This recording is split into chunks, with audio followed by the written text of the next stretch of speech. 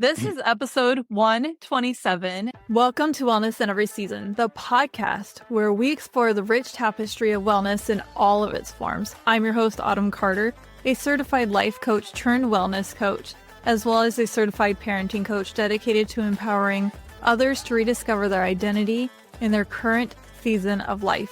My goal is to help you thrive both as an individual and as a parent. Before we dive into today's episode, I want to take a moment to offer a few gentle clarifications. This conversation is full of insight, passion, and years of personal experience, his personal experience. While many of the points that he raised around oils, essential fats, and nutrition are grounded in wellness science and thoughtful care to our bodies, I want to remind you, as your wellness advocate, that not every claim shared in this episode reflects current scientific consensus. Some of the statistics and conclusions, like the impact of oils on IQ or the assertion that 99% of people are omega-3 deficient, are either debated or not yet backed by comprehensive research. And though concerns about processed oils and poor quality supplements are real, the degree of harm caused may not apply equally to all products or people. As always, I encourage you to stay curious and discerning, use what resonates, explore reputable sources, and consult with your trusted health care professionals before making any significant changes. My goal is never to overwhelm, but to offer conversation, reflection, and inspiration that supports your wellness journey from a place of balance and love. Now, with that in mind, let's keep learning together and let me introduce him to you. Today, I have with me another wellness junkie. This is Udo Erasmus. And listening to him, I can tell that he's been a globetrotter a little bit. He has had quite a journey to get here. He has dealt with pesticide poisoning back in the 1980s. And for all you listeners out there, that's around when I was born. And he has learned how to manage it. Nullify it. Yeah. Erase it. There you go. Kill it. Through wellness practices, through mindful living, through health. And when this came into my email asking me if I would like to have him on my podcast, it was an immediate yes in a very giddy, girlish way. He works with human nature. We're going to be talking about that. And he has what he calls the 10 steps to whole health. I'm very curious to see how that correlates with my 8 dimensions of wellness. And he has been a lifelong learner about wellness, nature, food as medicine, and so much more. We're going to be talking about oils and fats, and I'm already nerding out, so I apologize ahead of time. Let's go ahead and get started. Let's talk about your pesticide poisoning. It sounds like that's really the beginning of your journey, unless we need to go back further. The beginning was I was born during the Second World War in Europe. And my parents came from Latvia and Estonia. I was born in Poland on the way through. And at the end of the war, I was 2.5 years old, and we were fleeing from the communists who were chasing us in tanks and trucks, down dirt roads in horse-drawn hay wagons, mothers with young children, no military presence. And the Allies, which we like to think of as the good guys, they were using us refugees as target practice, shooting at us from planes. And so, needless to say, for a 2-year-old, that could be pretty intense. I remember never feeling safe, and I spent a lot of my time not feeling safe. I don't feel safe. Right? And not knowing what I could trust, because we got a different story every day, because in the chaos, you have to deal with things, and all the rules changed overnight. Don't go to the bathroom, go in your pants, that kind of stuff. And I remember feeling hungry, and I remember not knowing what I could trust. And we made it out. 6 years old, I'm listening to adults argue, and it was so intense. And it occurred to me, there must be a way that human beings can live in harmony. And I'm going to find out how. 6 years old, that's my driver. And then I got into science because I wanted to understand how everything works. Because if you're insecure, but you know how things work, they become predictable. And so I was a born science guy. I was always testing things, always trying to figure out stuff. And I got into science, then I got into biological sciences because I find living things fascinating and nature fascinating. And I wanted to know it on every level. And it wasn't for a job, it was for appreciation. And then I got into psychology, and then I got into medicine for a year because I wanted to know what health is, and they call it healthcare. And I found out that it's only about disease management. They don't even have a definition of health other than you're healthy when you're not sick, which is completely backwards. So I left medicine, went back into biochemistry and genetics, left university, got married. My marriage broke up. I wanted to kill something. I was really upset because it was supposed to be for life in my head. It was supposed to be for life. And I took a job as a pesticide sprayer and got poisoned in 1980 because I sprayed them super carelessly, even though I knew that the only reason we make pesticides is to kill living things, right? Either we poison their nervous system or we poison their respiration, their oxygen metabolism. And then I went to the doctor and said, what you got for pesticide poisoning? She said, nothing. Nice short conversation. And that's when the penny dropped for me. Oh, my health really is my responsibility. I had heard it before, but I'm on my own here. And so then I went into the research journals and looked at everything to do with health and nutrition, because your body is made out of food, and something you don't necessarily learn in school when you study nutrition. But 98 of the atoms in your body, according to some estimates, are removed and replaced every year. And what that means is that if your health goes down, all you need to do is raise your standards for food intake. And within 1 year, you can have rebuilt 98% of your body to a higher standard. That, by the way, is what healing is about. How you want to heal, raise your standard. And then life will take care of everything else. The only place where you have responsibilities here, what you stuff into yourself, what you stuff into your mouth, and that needs to have all of the essential building blocks in optimal quantities in it, because when they land in your body, life knows how to build a body of optimum health. So that's the short version of it. And so I found out about the essential nutrients. There's 42 of them, 18 vitamins, 9 essential amino acids, 2 essential fatty acids, omega-3 and omega-6, and they're defined very precisely. You can't make them from anything else in your body. You have to have them to live and be healthy. You have to bring them in from outside. That's the first part. The second part is if you don't bring enough in, your health will go down. You get deficiency symptoms. They're degenerative in nature. Just means your body's falling apart gradually. They get worse with time, the symptoms. And if you don't get in enough long enough, you die. That's the second part. The third part is if you're going down because you're not getting enough, but you bring enough back in before you die, because death by definition is not reversible, right? So you got to do it before you die. Then all the problems that come from not getting enough are reversed, because life knows what to do, provided we take that responsibility here that I just talked about. Make sure they land in your body. Life knows how to build a body that works. And I got stuck on oils because that was the most confusing area. And it turns out that more health problems come from damaged oils than any other part of nutrition. More health benefits will come from making the oil change that your body needs from damaged oils or fried oils to oils that are actually made with health in mind, protected from light, oxygen, and heat, because oils, omega-3, 5 times more sensitive than omega-6, a lot more sensitive than monounsaturated and saturated fats, are the most sensitive of all of our essential nutrients. They need the most care, and we actually give them the least. And then I got into, oh my God, I can't get healthy on damaged oils, and we should make them with health in mind.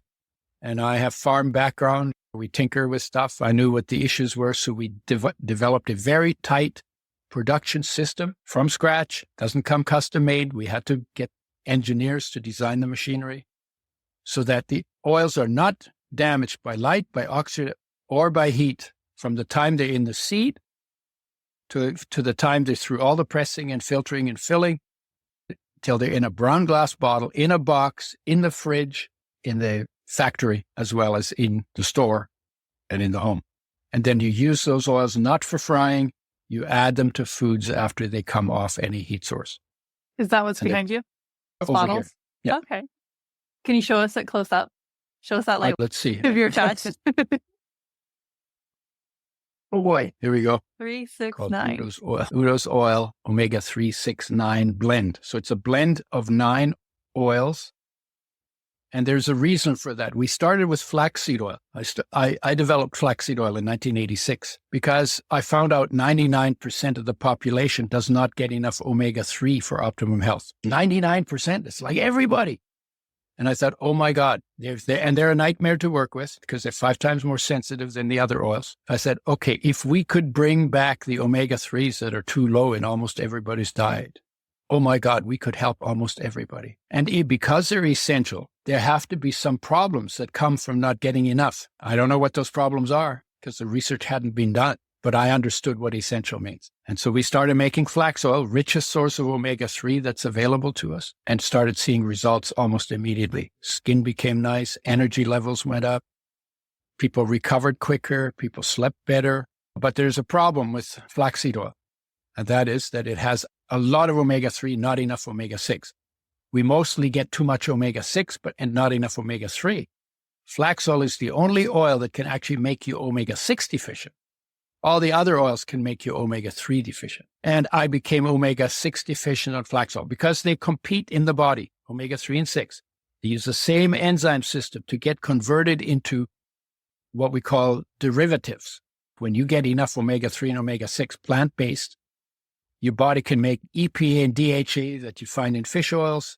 Your body can make that, but only if the ratio is right. Because if you get a ton of omega-6 and very little omega-3, then the 6s crowd out the 3s because they're using the same system to be converted into all kinds of hormone-like regulating molecules.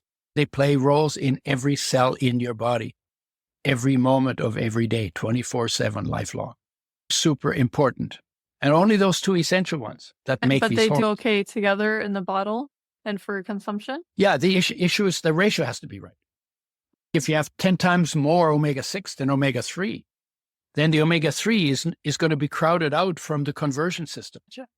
Or if you had 4 times more omega-3 than omega-6, like in flax oil, then the omega-6s get crowded out from the conversion system. So I used flax oil as my only source of fat because I wanted to see where the ratio was, because I knew that they both use the same system.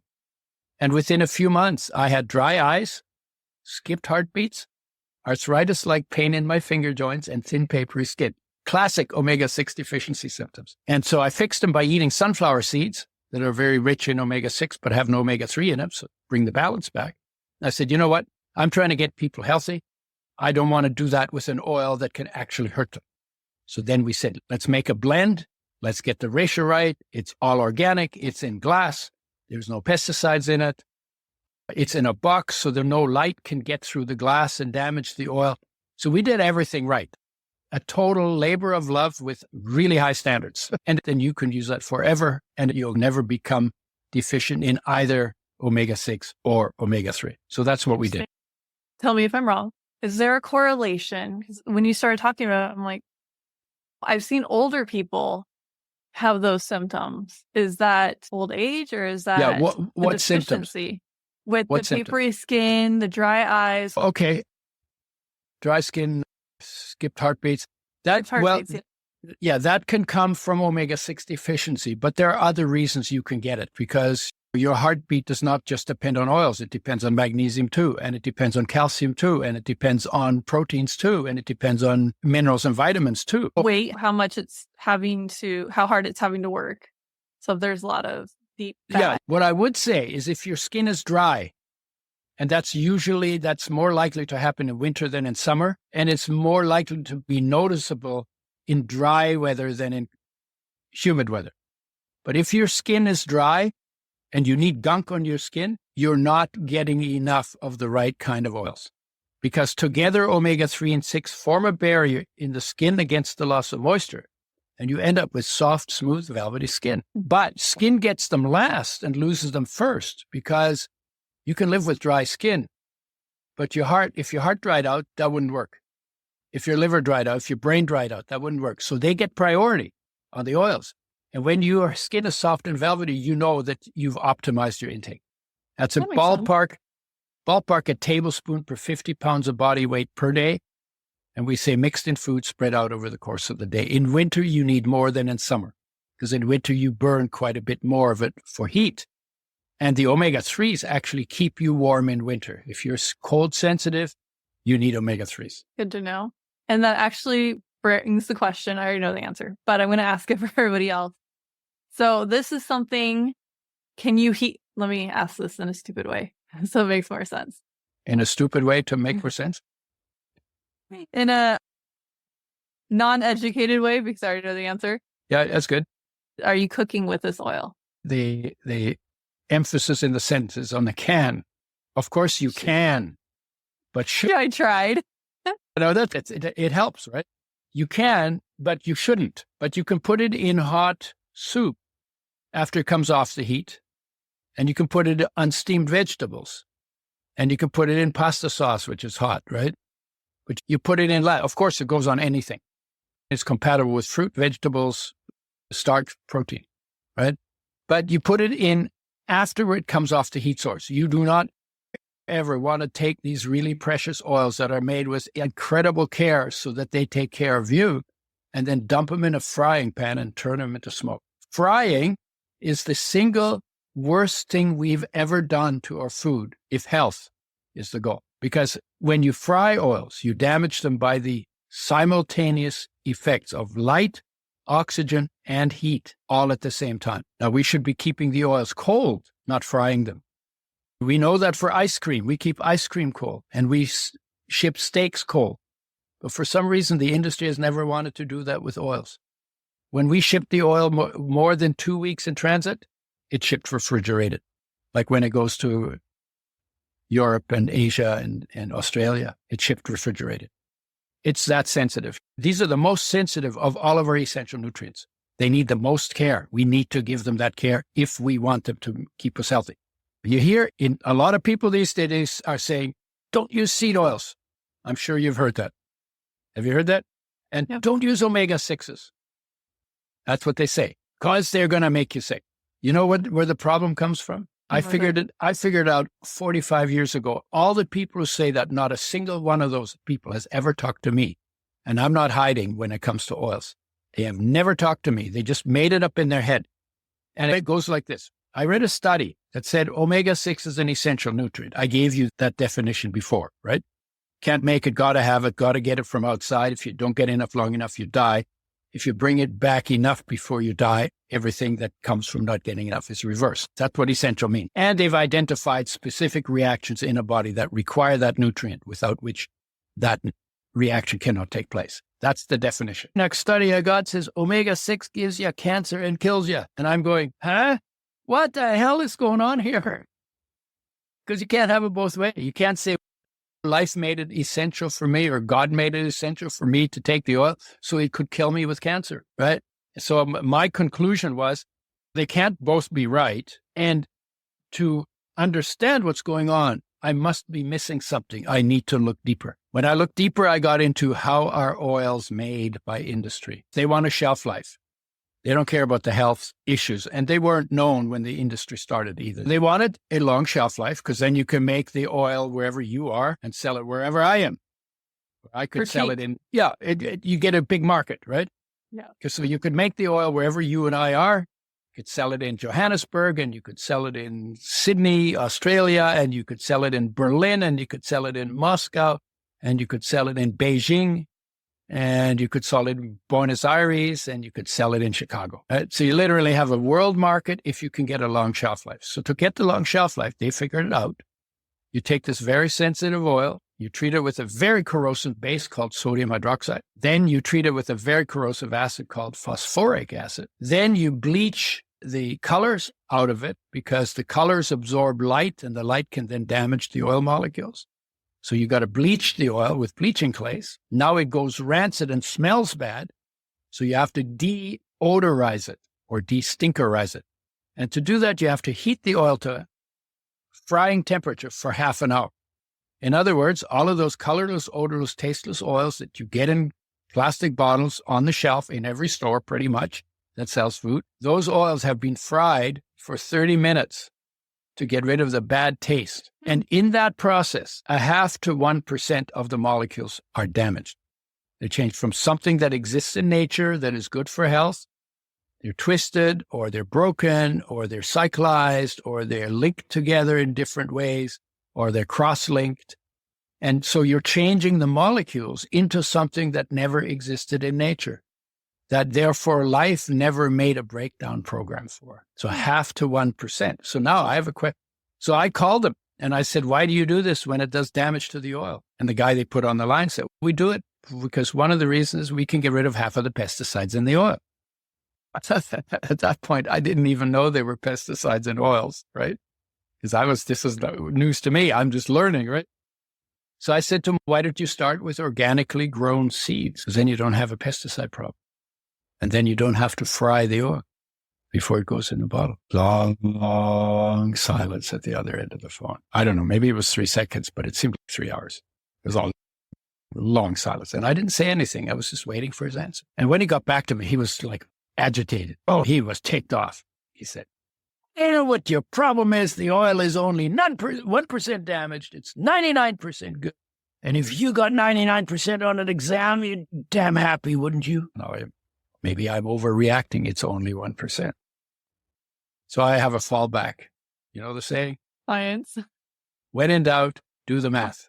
Find it out. Yeah, do the math. That's just like when in doubt, do the math. It's a saying in science because numbers don't lie. It's quantitative, so you know what you got. So I said, okay, I have a tablespoon of an oil and it's 1% damaged. How many damaged oil molecules am I going to find in that tablespoon of 1% damaged oil? And now I want you to guess because you'll see why that's important. Because you don't have a basis for making the guess. You're on here. It's almost all of it. No, it's only 1%. So I'm asking for a number. I don't know. So, and there's a way to figure that out. But most people, including all of your listeners, that math. You probably may not have that background either. Because if you don't know how to do the math, there's a formula for it. Then it doesn't matter how smart you are. If you didn't learn that formula, and most people didn't because they never learned that particular part of the science. But make a guess anyway. A tablespoon of oil, how many damaged molecules in that oil if it's 1% damaged? Would I need to know how many molecules were in the oil to begin with? That's the way you would figure out an accurate answer, yes. But you don't know. That's why you have to guess, right? No. Okay, so you said 1,000, okay. See, because the issue is we don't know how big molecules are. And we don't know how many molecules are in a tablespoon of oil. But with certain amount, when you know what the molecular weights of atoms are, then you figure out what is the molecular weight of a molecule. And then you can figure out, and that actually it's called Avogadro's number. And it says that the weight in grams of a molecule has a very specific number of molecules in it. And it's called Avogadro's number. So you said 1,000, you don't know that. And most of your listeners and viewers don't know that. So you said 1,000 has 3 zeros, right? So would you like to know the actual number? Of course. It's a 6 followed by 19 zeros. Wow. So you said 1,000 and the actual number of damaged molecules in a tablespoon of 1% damaged oil is 60 quintillion damaged molecules. I've never heard of that number before. No. And how does it go? It goes 1,000, million, billion, trillion, quadrillion, quintillion. So we're talking 60 quintillion molecules, 19 quadrillion, but not. Yeah. So your estimate and the estimate of most of the people who would listen or watch this would be in that I have never had anybody who didn't know that math get any closer than 1 billion times too low in their estimate. The reason why I'm saying that, so I have another story, right? Okay, you're going to fly home for the holidays and you're at the airport and you got your boarding pass and you're about ready to board and there's a tap on your shoulders and you turn around and there's a person there that you know can only tell the truth, Mr. Truth Teller, right? And he said, oh, by the way, did you know that your chance of crashing and dying on your flight home was 60 quadrillion times higher than you thought it was? Would you get on the airplane?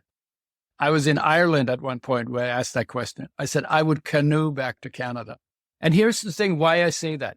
I'm not trying to scaremonger, but I do want to let you understand your estimate of what you're doing to yourself when every day you take 1 or 2 or 3 or 4 tablespoons of a commercial oil that is 1% damaged, that has some pesticides in it, that has some plastic leached in it because it's in plastic bottles, and oil swell plastic and plastic leaches into oil quicker than water. And that you maybe then fry, which will increase that number by another 3 to 6 times. And you do that every day for 30 years, in which case you'd have to multiply that number by 11,000, which is about how many days there are in 30 years. And when you know that you're giving every one of your 60 trillion cells more than 1 million damaged, unnatural molecules that never existed in nature, for many of which your life never made a breakdown program. Do you think that could possibly not cause some harm to your body? And how do we know that it is 1%? It might actually be worse. It depends on what's in the oil, yes. Because if you have more omega-3s in the oil, then that number is going to be even higher. If you're going to fry it, then the number is going to triple to 6 times. In that 60 quintillion molecules, there's more than 1 million damaged molecules for every one of your body's 60 trillion cells. And they're going to end up in your body, and wherever they go, they're going to interfere with what is supposed to be going on in that space. Because they're supposed to be an intact, natural, essential molecule in that space. And you've now taken, that's gone, and now have an unnatural molecule that shouldn't be there. That creates toxicity and interferes with biochemical reactions. Disease, physical disease, always begins, if it has a physical origin, at the level of interactions between molecules. Electrons never get sick, atoms never get sick, molecules never get sick. It's at the level of interactions between molecules where disease begins. If you got the right molecules, no disease. If you got the wrong molecules interacting, you get symptoms of disease because of those abnormal interactions between molecules, right? Now, you can also make you sick by how you think, but I'm talking about physical causes of physical illness always happen at the level of molecules, right? And then if you pump a ton of these damaged molecules into your body every day, they have to cause interactions between molecules that eventually end up in disease.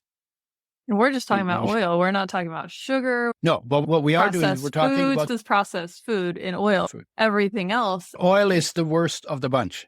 Sugar is second. Okay. Oil is the dumbest thing we've ever done to our food supply if health is our goal. And I say to people, you got a frying pan at home. Everybody does, right? Pull it out. Turn it upside down, hit yourself up the high side of the head with it, associated with pain, and throw that stupid thing out. Go back to boiling in water, cooking in water, or if you're really smart, get really clean food and eat it raw.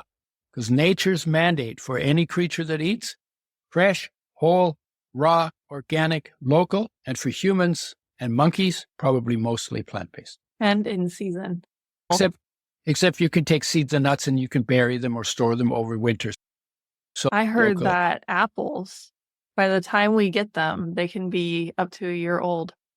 Yeah, because they put them in warehouses. I grew up in fruit farming country, and they have packing houses. That's what they call them. And they put them in big bins, and they ship them out over the whole course of the year. So you could be getting last year's apples just before this year's apples become pickable, right? So whoever told you that is accurate. They could be fresher, but they could be as old as a year old. Will you lose nutrient value in that apple? Yeah, even if it doesn't rot, you will lose nutrient value. There's oranges that shipped from Florida to Canada. That takes about 2 weeks. And some of those oranges have 0 vitamin C in them. And oranges are famous as a source of vitamin C, right? They have it in when they're growing on the tree, but then you pick them off and there's no more vitamin C produced, right? And then they bounce around in a truck, and that's stressful for oranges, just like it would be for us, right? And in that process, more nutrients get used up. And then what you get in the end, then you boil them or you fry them or whatever else you do to them. You don't keep the fiber. Yeah. Yep. And in fact, when you juice vegetables, there is 4 times more nutrients in the pulp than in the juice, right? So and fiber, The second worst thing is digestion. You got to replace the enzymes you destroyed, the probiotics you destroyed. You got to make sure you get lots of fiber. Fiber is antioxidant and anti-inflammatory and feeds the microbiome. And so super important to eat more vegetables, even if you're a meat eater, even if you're not going to quit completely. Emphasize the plants. That steak you ate is made out of grass, and the milk you drink is made out of grass, and the cheese you eat is made out of grass. So there apparently are enough nutrients in grass to make these very high value foods. Maybe you should just eat the grass. Well, not quite, because cows' digestion is set up a little different than ours. But anyway, so the oil story. And it makes sense, because if we look at oils do come in dark jars. Yeah. Good oils, the ones that are higher quality. So that makes sense. And I have seen certain oils more in the health food stores that are stored in the refrigerated section. So those are in plastic, but they should be in glass. And so you said that flax seeds, which we do, we're a smoothie family. So it's really funny when my kids are saying, I don't eat that vegetable. And I was like, yeah, actually you drink it. Whatever, kid. We do flax seeds. We do chia seeds. We snack on pumpkin seeds. Yeah. What is the other one? One for what? So in your oil, you have 3 essential oils. Flax for omega-3s. Uh-huh. Sunflower and sesame for omega-6. Oh, sunflower, not pumpkin. Oh, yeah. But pumpkin's is a good source of omega-6 as well. And then there is rice germ and oat germ. That's for minor ingredients. And then there's evening primrose oil. That's for the polyphenols in it. But it also has GLA, which is an omega-6 derivative. And then there's coconut oil and soybean lecithin, GMO-free that we have to get in from Europe, and vitamin E. I think I got them all. 8. Wow, that's a lot in there. 9 ingredients. And the whole idea was, because I became omega-6 deficient, let's get the omega-3 and 6 balance right. Let's get people off the damaged omega-6 oils. So we have omega-6s made with health in mind, along with omega-3s made with health in mind. We emphasize the omega-3s. It's a 2-to-1 ratio. And we do that because that's where we get the best results. Because I could do anything I wanted. I got to put it together, right? So we got the best results when the omega-3s were higher, because omega-3s are the highest energy molecule in nutrition. And did some studies with athletes. If we gave them a tablespoon per 50 pounds of body weight per day, mixed in food, spread out over the course of the day, of Udo's oil, and had them do their sport to exhaustion, they literally, in 30 days of taking a tablespoon per 50 of the oil, increased their performance to exhaustion in their sport by 40 to 60%. Wow, that's a big deal. Major. There's nothing you can do in practice that gets you that kind of results. But that's how powerful the omega-3s are. And most athletes don't pay attention to them, still don't, when you get the omega-3s. And then what happens is they have more stamina, so they can go longer before they're tired. They recover from fatigue quicker because the omega-3s help bring oxygen into the body and improve oxidation rate. And that improves recovery time. And the recovery is in about half the time. So that's pretty substantial. And then when they get injured, their injuries heal in a third to a half the time. And their skin becomes nice. They sleep better. They recover better. We had bodybuilders who went back to doing workouts they had done in their 30s, or in their 50s. They went back to workouts they had done in their 30s. I'm sure moms are over here. Wait, I'll sleep better? Yeah. Oh, yeah. And not only that, it's super important for pregnancy, because the brain, humans have the biggest brain other than dolphins and whales, right? Humans have the biggest brain on the planet. The brain is very rich in omega-3 and omega-6 derivatives, both in about a 1-to-1 ratio. So when a woman gets pregnant, she's got to maintain her brain, and she's got to build a whole new brain in her womb. If she doesn't have enough essential fatty acids, and 99% of them don't get enough omega-3s, the kid takes them out of her brain. And the reason for that is that nature says, mom's the past, kid's the future. If we have to, we will sacrifice the past to save the future. So and moms continue doing that after. Yeah, the kid takes them from the mother's brain. The mother becomes depleted. Each child depletes her mother further. This is all research. Each child gets less than the previous child. And that's why, on average, if you measured the IQ of all of the oldest children in North America, they would have the highest IQ. And if you measured the IQ of all the youngest children, they would have the lowest IQ. Now, it's not 100% that way because there are other genetic factors. But if you do the total stats, consistent, because each child gets less than the previous child, and they're important for brain development, brain function, and intelligence. And in fact, there's research that shows that when you increase omega-3s and they're not damaged in your diet, you can increase IQ by 3 to 9 points. And the research on pregnancy, the researchers point out that women get 2 to 15 times more often than men depression, chronic fatigue, fibromyalgia, collagen, inflammatory, and autoimmune diseases. They say it's the depletion of essential fats during pregnancy that sets them up for these conditions in a way that men are never set up because they never get pregnant. Their suggestion is women need to make sure they get a reliable source of both essential fatty acids, and I'll add to it, in the right ratio, both made with health in mind, not damaged, not plasticized, not fried, and not with pesticides in it, both for their own health and for the health of their children. So I have it in my prenatal. Talk to that. The women who are saying that are listening to and saying, what's in my prenatal? I'm fine. What's in your prenatal? My DHA. What else is in there? The oils. So it's almost every prenatal says that. Yes. Fish oil, EPA, and DHA. Okay. Thank you. The fish oil industry is lying to you. And they're doing it because if they said your body can convert the plant omega-3 alpha-linolenic acid into fish oil omega-3, then a lot of people would say, why would I eat stinky fish oil when I can get it from flax? And what turns out to be the truth that they don't tell you is omega-3 and 6 are converted by the same enzyme system in all our cells. You get too much of one, it crowds the other. You get too much of the other, crowds the one, right? Nobody complains about inability to convert omega-6. Why not? Because we increased our intake, doubled, tripled, quadrupled, maybe even 10 times our intake of omega-6 over the past 150 years. And we've reduced our omega-3 intake to 1/6 of what people got in 18. Okay, so we've messed up the ratio. And the issue is not that the body can't convert. The issue is we're not getting enough, or we're not getting the ratio right in order for both of them to get converted into what they need to be converted in. That has super important functions in the body. And the fish oils are 5 times more sensitive to damage than the plant omega-3s, which is why fish oils give you those nasty burps, and which is why if you buy it in a bottle and you want to take it on within days after you've opened the bottle, even when it's in the fridge, you can smell the rancidity. That's how sensitive they are. Plus, the fish oils are now the dirtiest meat on the planet. The ocean has been our sewer for the last 200 years. Everything that goes downhill ends up in the ocean.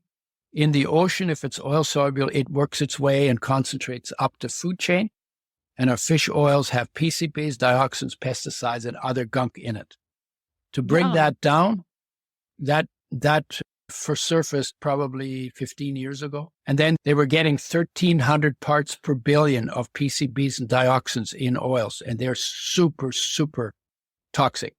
Birth defects, cancer, inflammation, all kinds of problems. And the researchers say there are no safe levels of these things. The government says, you got to be reasonable. They're in there, so let's set a limit. So they said, okay, you got to bring it down from 1,300 to 9. In order to do that, you have to cook the oil. You have to evaporate them off. That does more damage to the oil.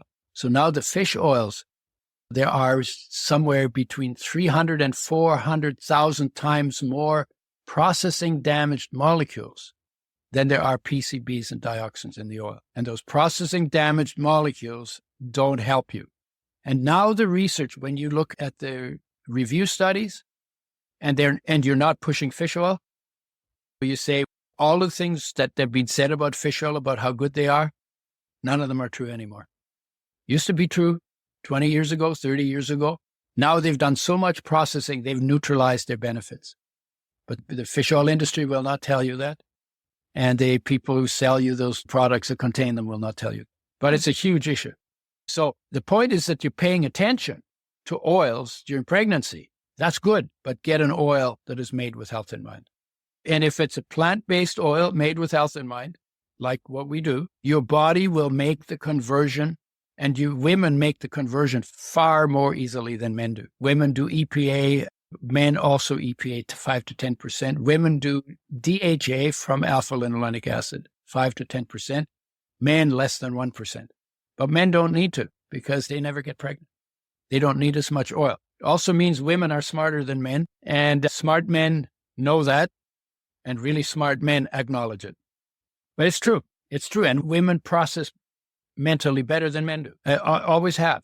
And part of it is because men are bigger and they can be brutish about it, and women have to negotiate because they're smaller, right? The fact that women convert the essential fatty acids, the omega-3 particularly, into the brain omega-3s is one of the reasons why women on average will be smarter than men. And then you would say smarter in some ways because they're not necessarily just as good with hammers and tongs, although they can learn that too.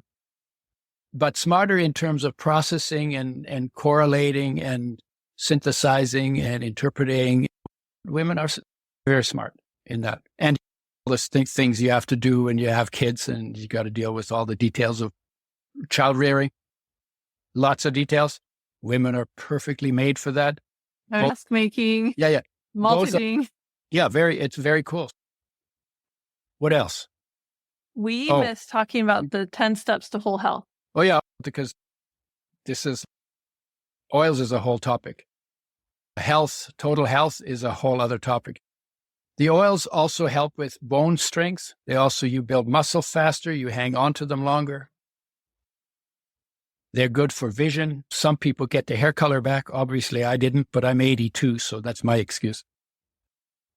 And they make your hair and nails grow better. In fact, we wanted to sell the oil in hair salons because if they give their clients the oil, they have to come back 25% earlier for their next haircut because the hair grows faster. And they don't get the split ends and they don't get the nail splits and all of that. So there's a lot of things that happen. Elevate mood and lift depression. So there's a lot of good things that happen from the omega-3s that are the most often deficient essential nutrient in our time. That's a pretty good ending for that story.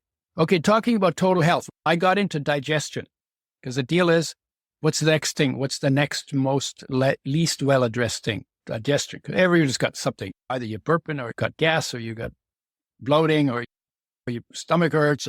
So there's lots of things because it's a super hardworking organ. You're taking foreign material that should never be in your body and you're putting it inside a space, outside your body, inside your body, right? Because the inside of your digestive tract is actually outside your body. And you have to break it all down so that you only absorb the nutrients that you need. You don't absorb undigested food that would actually hurt you and could kill you, right? So what do you do there? Best thing to do is we cook our foods. That kills the probiotics that are on natural foods in nature, destroys the digestive enzymes that are part of raw food that if you chew them, do 60% of the digestion for you.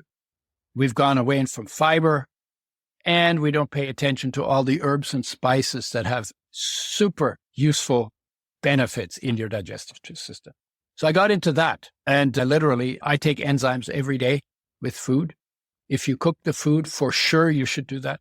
Otherwise, you'll put a load on your digestive system, and when that gets overloaded, that'll put a load on your immune system. And then your immune system is not free to do all its other jobs, and so you end up with problems caused by poor immune function. So if you cook them, you got to replace what you destroyed by doing that. Because remember, the mandate was fresh, whole, raw, or raw organic. That's how you get back to closer to raw. And the probiotics should start in your mouth. We swallow capsules. I would say open the capsules, put them in food, or brush your teeth with them, because then they work their way through your whole digestive tract and they have benefits everywhere in your digestive tract. So then the next thing was, what's next? Greens. Everybody's supposed to eat their greens. Most people don't. So we made portable greens that taste good. A lot of greens don't taste that good.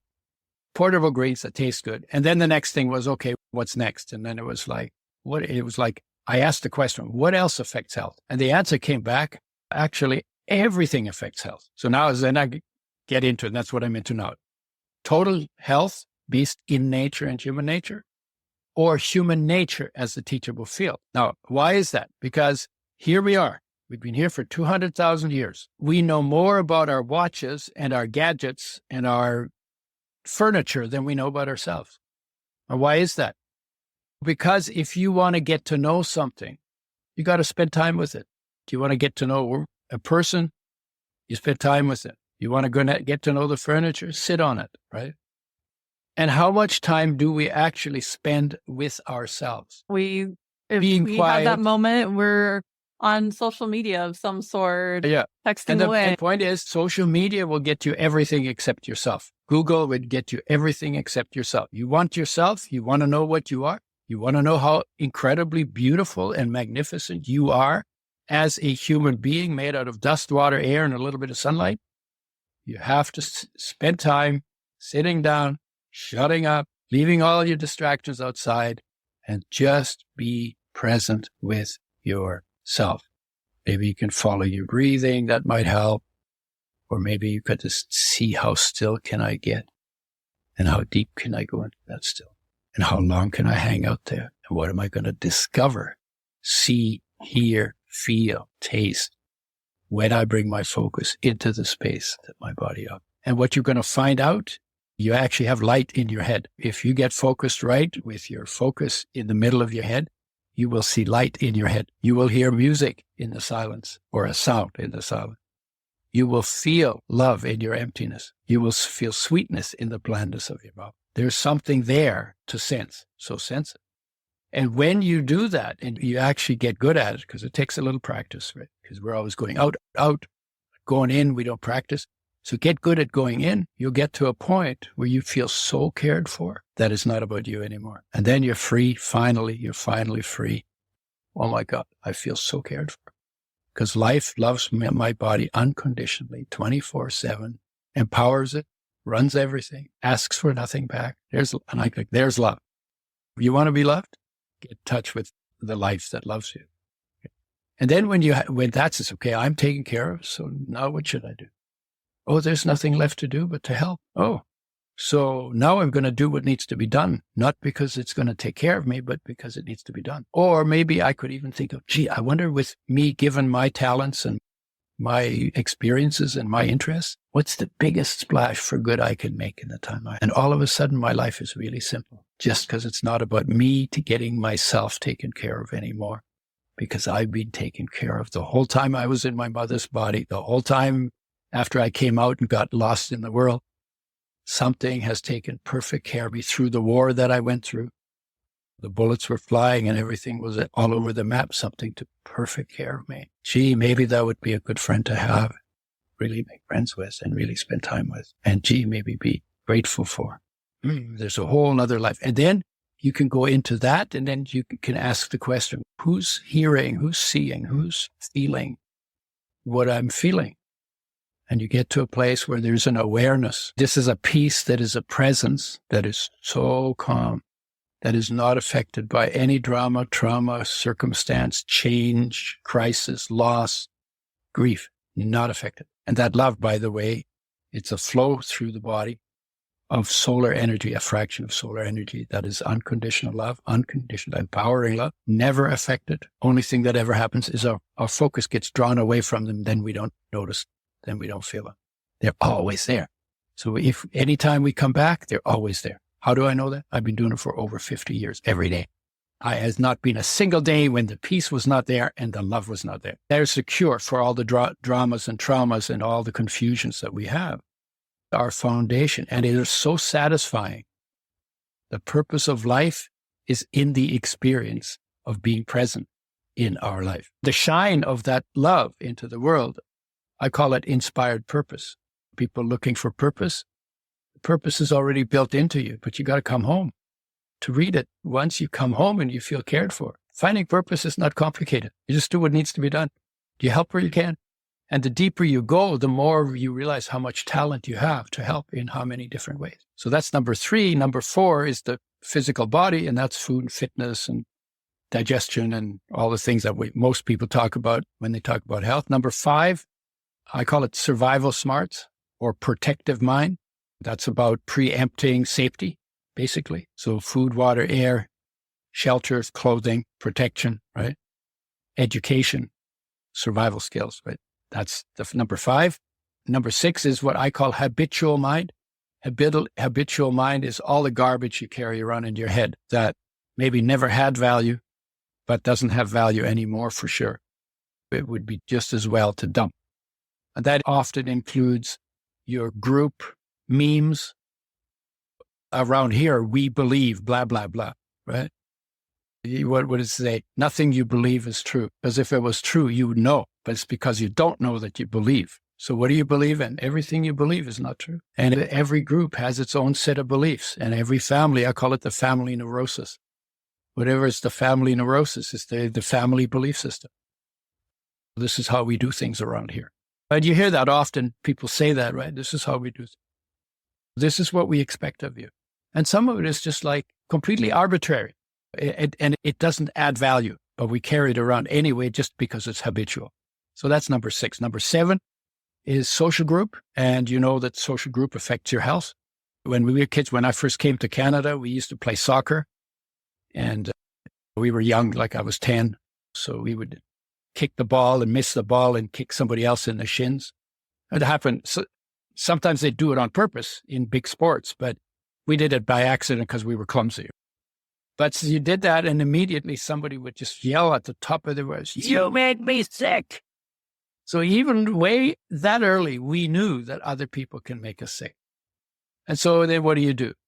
Choose your friends to be people that empower you, give you space, don't impose on you, don't beat you up. People who treat you like a human being who's worthy of respect and space and cooperation and interaction. But that's basically like that. And then you got the number 8 is the natural environment. And we have a saying. There's a saying that if you poop in your nest, you will nest in your poop. That covers pretty much every environmental issue. You drop poisons in your environment, they're going to end up in your body because you eat part of your environment. So you got to look at that.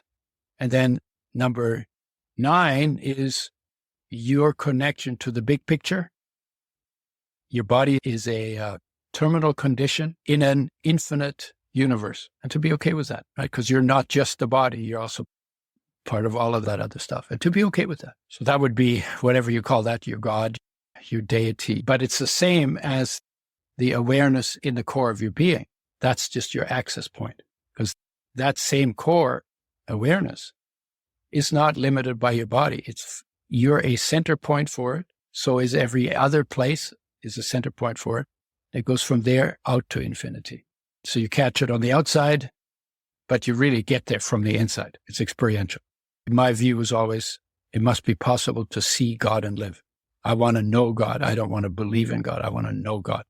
And maybe I was a little arrogant about it or strong about it because I went through a war, right? So I wanted it real. And it's possible. So that's number 9. And then number 10 is emotions.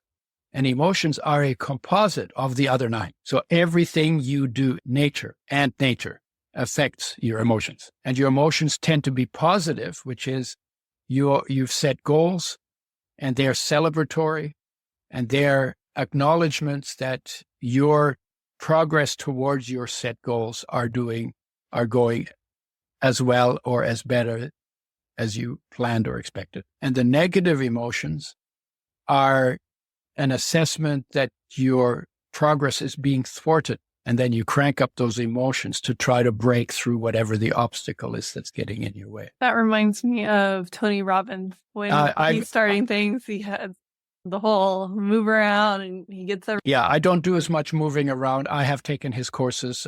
He's pretty good. Sitting still is his biggest problem, as I've heard him say, because he's a doer, but we're supposed to be human beings, not human doing. And because being is more important than doing, because you can be without doing, but you can't do without being. So being is your foundation. And if you don't spend time, we're going back to the stillness practice now. If you're not spending time in being, then you're living your life without foundation, because being is your foundation. That's where your peace and your love are. This is where your wholeness lives. This is where nothing that ever happens in the world can take that away from you. And to have that as a foundation, especially in times like these where everything's all over the map. And the only reason why everything is all over the map in politics and in religion and in human interactions is because as individuals, none of us are spending enough time connecting onto our foundation. That we all have in common. We all have to eat and we all have to sleep and we all have kids and we all worry about the future and we all want life to be good. So we have so much in common. But what we argue about has nothing to do with that. And it's all head trips, right? How about when people argue and they're actually on the same page, but they're saying, no, we're not on the same page. And you're like, no, you're saying the same thing. They're on the same page because they're on the same planet. True. But between Republicans and Democrats, what do they talk about? What do they fight each other about? They both use the same bathroom, right? And really, most people are in the middle. Yeah, most people are less political and more grounded than that because you change diapers and you cook food and you make beds and whatever it is, and you have a job that you're doing.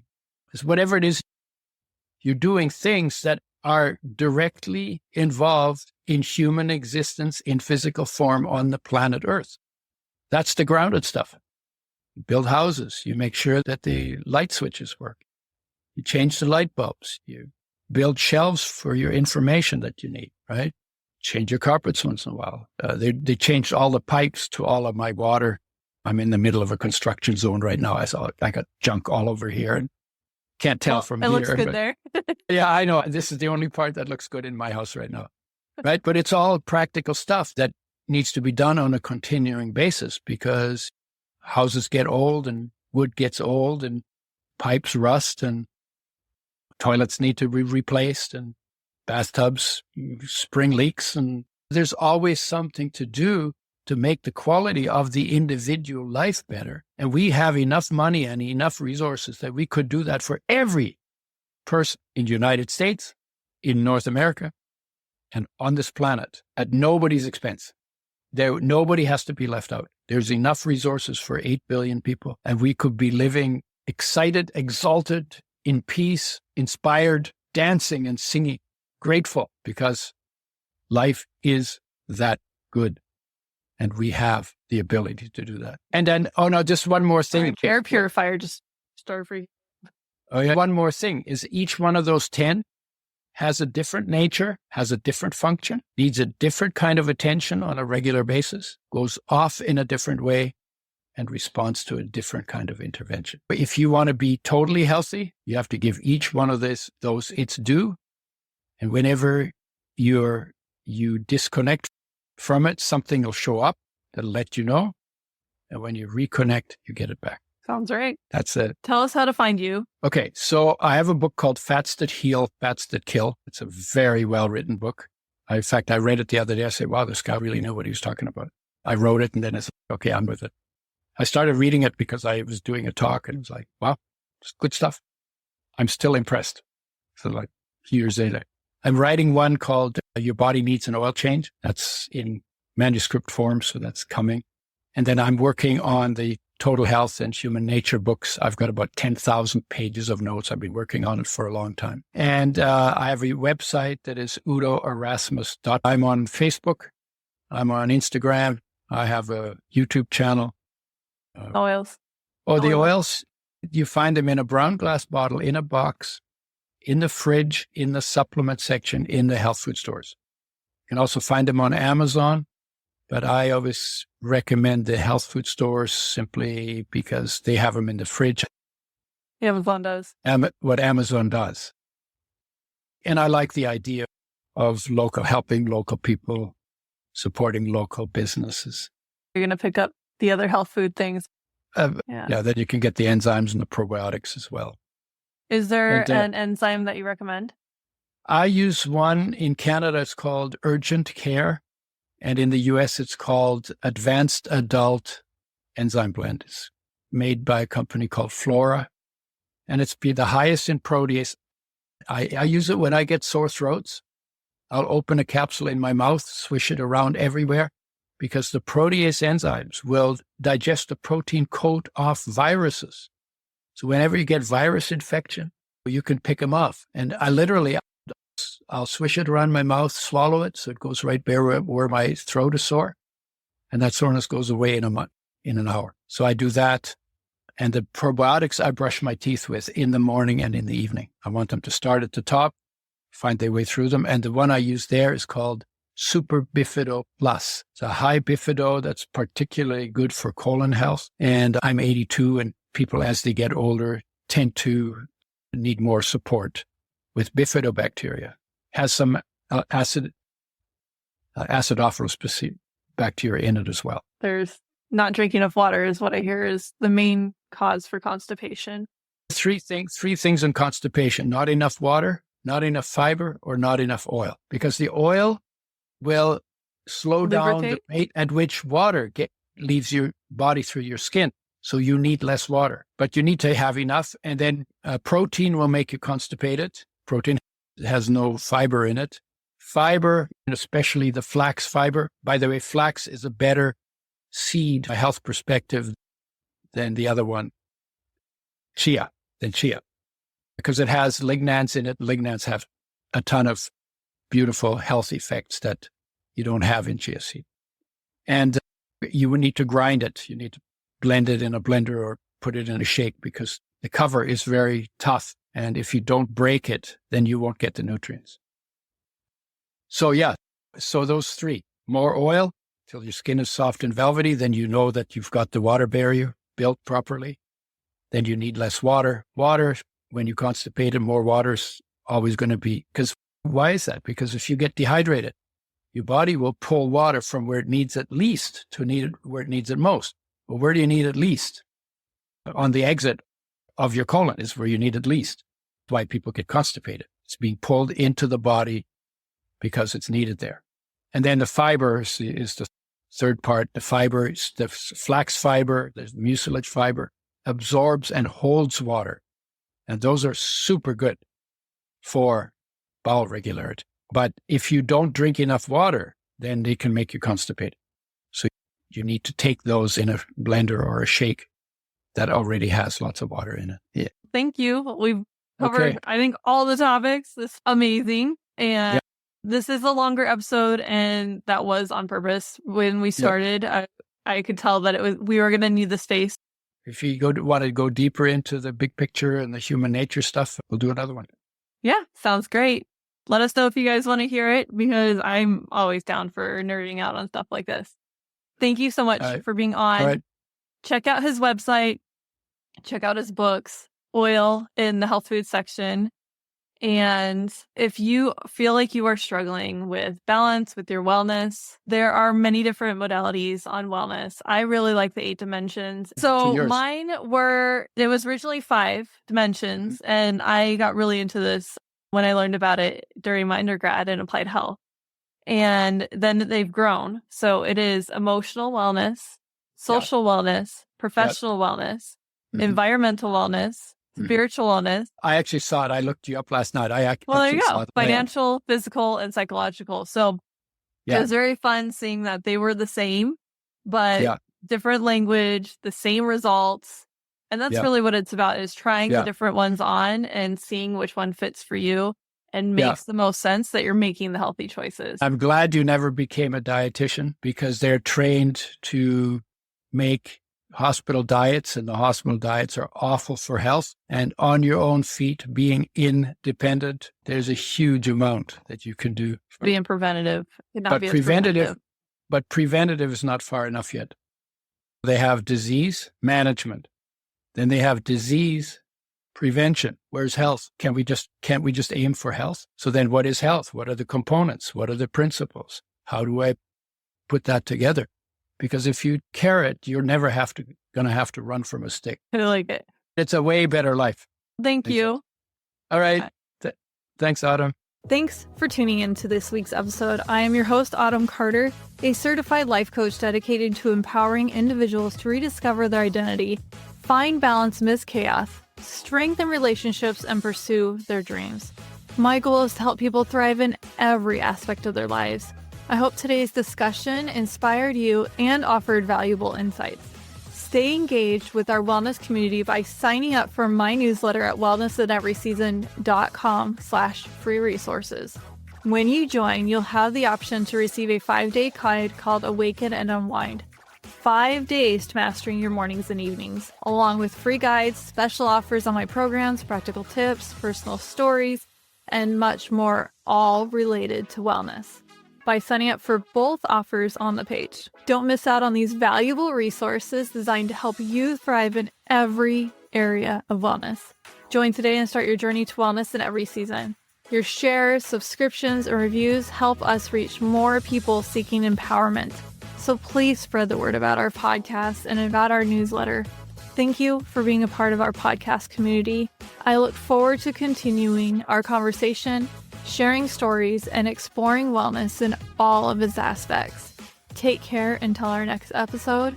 You can also work with me one-on-one or on demand through one of my programs by visiting wellnessinEverySeason.com/programs. One last thing to cover the show legally. I am a certified life coach giving general advice. So think of this more as a self-help book. This podcast is for educational and entertainment purposes only. I am not a licensed therapist, so this podcast shouldn't be taken as a replacement for professional guidance from a doctor or therapist. If you want personal one-on-one coaching from a certified life and parenting coach, go to my website, wellnessinEverySeason.com. That's where you can get personalized coaching from me for you. See you in next week's episode. One last thing to cover this show legally. I am a certified life coach giving general advice. So think of this more like a self-help book. This podcast is for educational and entertainment purposes only. I am not a licensed therapist, so this podcast shouldn't be taken as a replacement for professional guidance from a doctor, therapist, or any other qualified expert. If you want personal one-on-one coaching from a certified coach, go to my website at wellnessinEverySeason.com. That's where you can get personalized coaching from me. See you in next week's episode.